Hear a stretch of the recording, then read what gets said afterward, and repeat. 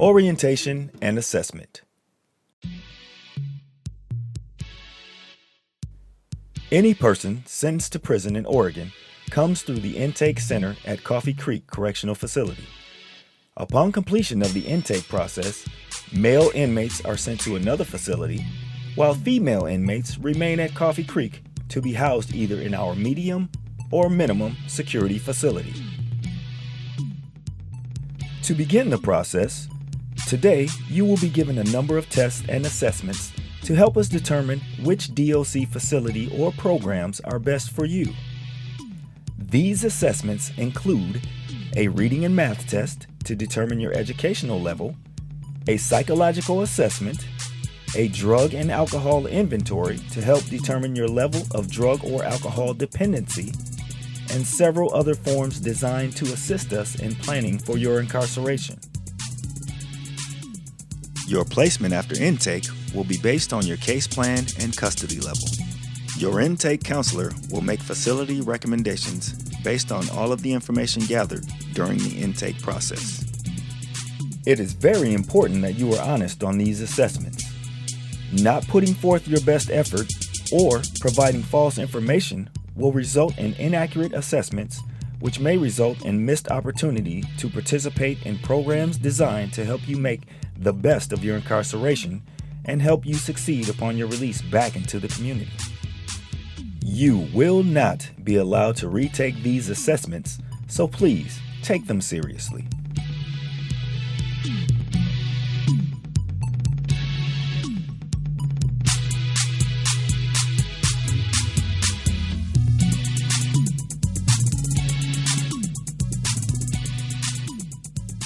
Offender information and sentence calculation. The Offender Information and Sentence Computation Unit will begin reviewing court documents the week of your arrival at the intake center. OISC is responsible for calculating your release date, which includes your time served credit.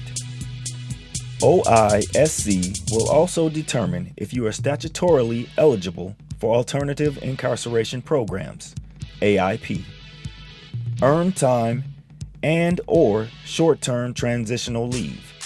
All of this information will be shared with you upon meeting with your intake counselor.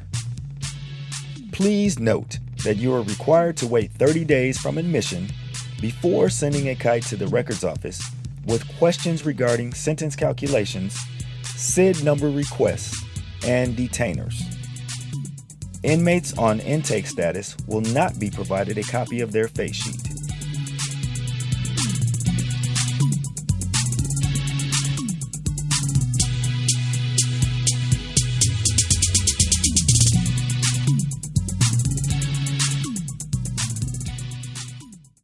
Health services and dental.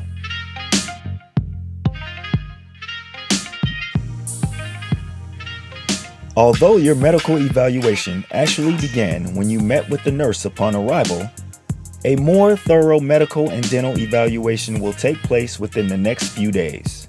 If you have allergies, critical medical needs, or vital medication requirements, do not assume we already know about them. You must bring these things to the attention of the medical staff as soon as possible so that we can ensure you get the proper care. You have the right to refuse any and all medical care. A refusal form will be filled out requiring your signature each time you wish to refuse care. The medical and dental exams you have while on intake are for assessment purposes only. Plans for your ongoing care will be implemented at your next institution. If you become ill during your stay, you will need to sign up for triage. The triage sign-up sheet is posted at your unit officer station after your evening meal. Each weekday morning, inmates on the triage list are called out to see the nurse. Any necessary appointments with a doctor or dentist will be scheduled at that time. Remember, there is no triage on weekends or holidays. Should you simply need Tylenol, ibuprofen, or antacid for minor aches and pains, ask your unit officer.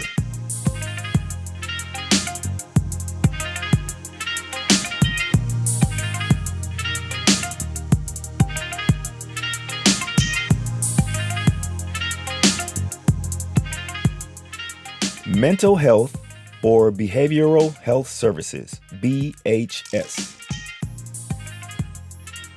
You may also be scheduled to meet with mental health staff while on intake status.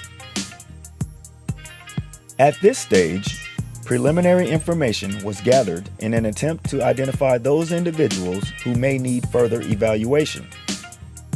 Based on the information obtained in this interview and the results of your psychological assessment inventory, you may be scheduled to meet with a mental health professional.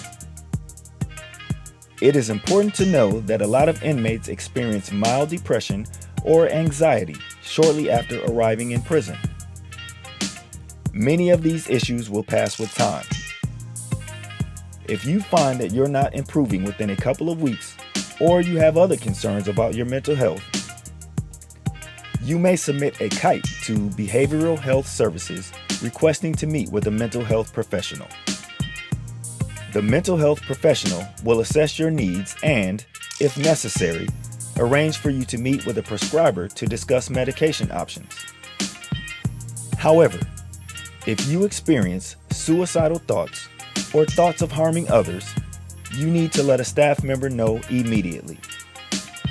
It is also important to notify staff if you notice another inmate showing signs of depression or suicidal thoughts. By working together, we can ensure the safety of everyone at the facility.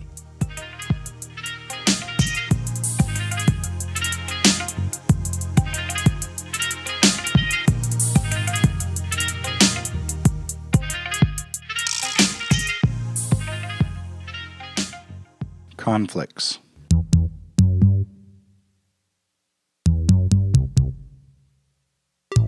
At Coffee Creek, we put a high value on your personal safety. Please report any serious conflicts you may have with other inmates to the intake lieutenant immediately upon your arrival. You can do this by filling out and submitting a Report of Conflict form, also known as a CD 1437. This form was provided to you in a packet of information you received with your bedroll. If you have lost this form, you may submit a kite instead. If you wait too long to tell us about a conflict, or simply choose not to tell us at all, you could end up being placed in the same facility or housing unit with the person you have a conflict with. Also, please be aware that if you have previously served time with DOC, any conflicts you reported during that time were removed from our database when you released, and jail conflicts are not in our database either. So if the conflict still exists, you will need to submit a new, completed Report of Conflict form.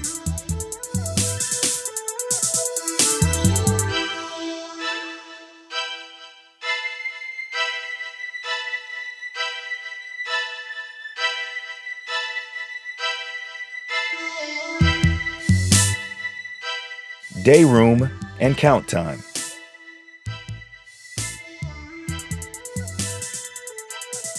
When you are not participating in testing, interviews, or other appointments involved in the intake process, you'll remain on your housing unit. Each of the intake housing units here at CCCF contains a day room, a shower area, and access to a yard. Access to the day room will be rotated throughout the day. Day room time is limited, so take care of the important things first, like taking a shower, asking the unit officer questions, or acquiring additional items like kites or paper for letter writing. During your stay at the intake center, as well as other DOC facilities, you will participate in daily institution counts. During count times, you will participate in a facility-wide count of all inmates. Although these counts take place several times throughout the day and night, at Coffee Creek, there are 2 count times that will require your active participation. These are known as sit-up counts, and they occur at 11:05 a.m. just before lunch and 4:30 p.m. just before dinner. During a sit-up count, you're expected to be quietly seated upright on your assigned bunk. If you do not follow these procedures, you will be subject to the disciplinary process. You are also required to be on your bunk at the 10 p.m. count, but you do not need to be sitting up for that one.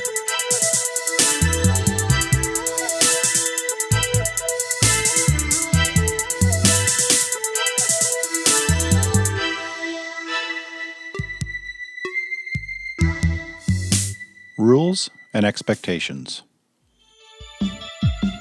In your intake packet, you should have received an inmate handbook and a printout of the rules of misconduct for Coffee Creek Intake Center.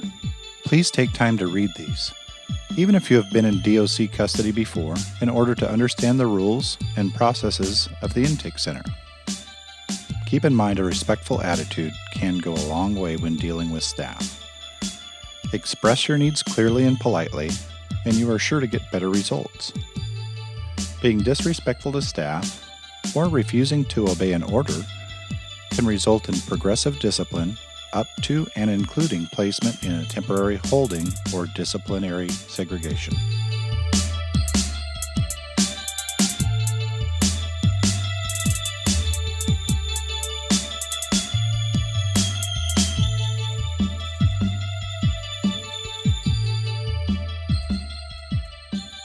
Communication.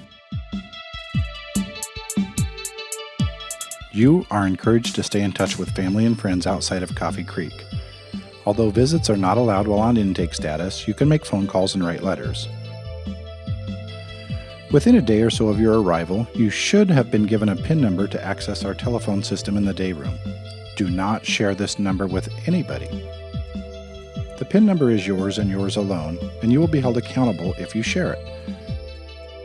The rules and procedures for our telephone system can be found in the unit bulletin board and read during your day room time.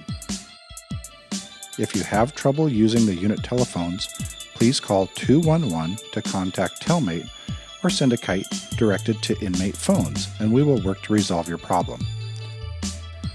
You will be given 5 envelopes for the purpose of writing letters. It is your responsibility to write your name and SID number in ink in the upper left-hand corner of the envelope as soon as possible. We encourage you to use your envelope sensibly, as you will not receive any more for 30 days. Also, be aware that if the envelopes are exposed to humidity, such as under your mattress or in a book, they will seal and not be replaced. Male inmates who are still on intake status after 27 days may kite intake envelopes for 2 additional envelopes. You will also be given an inmate visitor handbook that you can mail to your family. The inmate visitor handbook has the address of every facility in the state, the rules visitors must follow when at our facilities, instructions on how to send inmates money, and other useful information. Your family may also access this information through the DOC website, selecting Family and Friends under the Visitor section. Visiting applications may be submitted and will be processed, but will not be approved until you arrive at your next institution. If you choose to send a visitor handbook home to your family and friends, remember it is 4 pages thick and you cannot put more than 6 pages in an envelope. Because you are responsible to seal your envelopes for all outgoing mail, it is your responsibility to not overstuff your envelopes. If your envelope has more pages than postage will allow, it will come back to you stamped canceled and will not be replaced. Your inmate handbook also states that you can request indigent toiletries, such as toothpaste and deodorant, after 30 days on intake. Please send separate kites for these requests. To communicate with staff effectively, you must use separate kites for separate issues.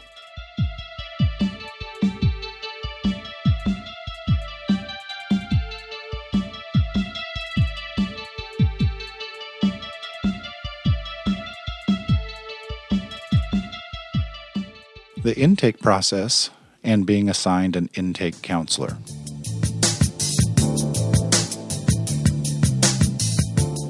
The intake process usually takes around 30 to 45 days to complete. Meeting with your intake counselor is one of the last steps of the intake process.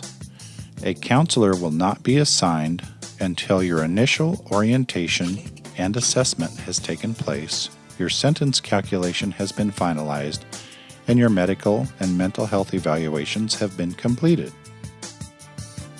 Because it is such a long time before you meet your intake counselor, it is a good idea to make a list of questions that you will want to ask while you are waiting to meet them.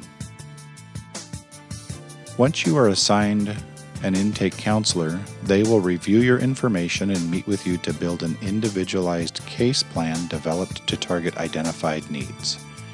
This case plan will also be used to track your progress throughout your incarceration and into the community. Please do not send inmate communication form, also called KITE, asking for the name of your counselor or your earliest release date.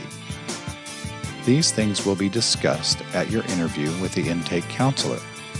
Be patient and know that we are trying to get you through the intake process as quickly as possible.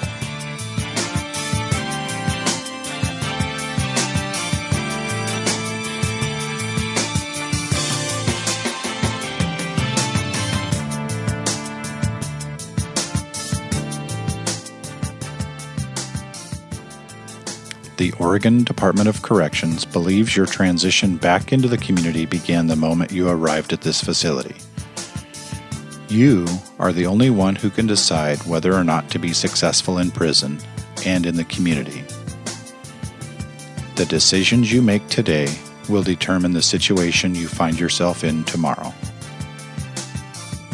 Remember, only you hold the key to getting out and staying out of prison. So make positive use of your time, energy, and opportunities today and every day.